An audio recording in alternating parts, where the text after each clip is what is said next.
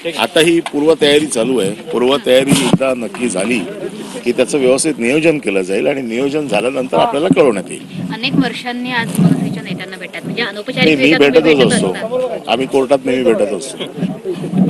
साधारणतः किती गर्दी होईल अशी अपेक्षा आहे? हे सगळं पूर्ण भरून रस्ते पूर्ण जाम होतील, त्या दिवशी प्रचंड महापूर येईल गर्दीचा, अशी माझी भावना आहे। एकूणच आपण पाहतोय या ठिकाणी मेळाव्या संदर्भातला आढावा घेतला जातोय। या हॉलचं नियोजन कसं असावं, रचना कशी असावी या संदर्भात बाळा नंदगावकर, नितीन सरदेसाई, अनिल परब यासह महत्त्वाचे मनसेचे आणि शिवसेनेचे नेते पदाधिकारी इथे उपस्थित आहेत। वरळी डोम या ठिकाणी ठाकरेंची शिवसेना आणि मनसेच्या नेत्यांकडून इथे पाहणी केली जाते।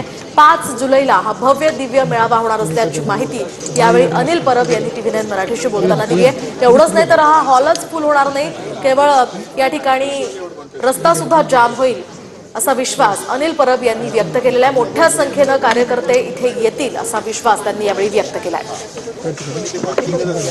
योगेश मेरे भाई मेरे पास इतना मोनो पड़े कुछ तो उतना धक्का देगा तो जाएगा प्रेम तो 50-50 70-70 ऑडियो चेक हाँ ठीक मी इकडे आलो की परत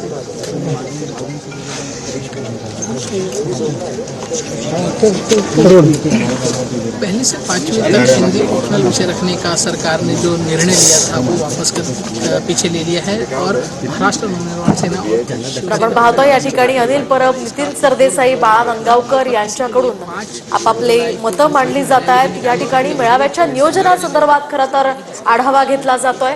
कसं या ठिकाणी नियोजन असावं, कुठे कशा पद्धतीनं याची रचना असावी त्याची माहिती घेतली जाते आणि अनिल परब आणि बाळा नंदगावकर या संदर्भात सविस्तर चर्चा करतात। हिंदी सक्तीचा GR रद्द झाल्यानंतर आता या ठिकाणी विजय मेळावा खरं तर ठाकरेंची शिवसेना आणि मनसेकडून आयोजित केला गेलेला आहे।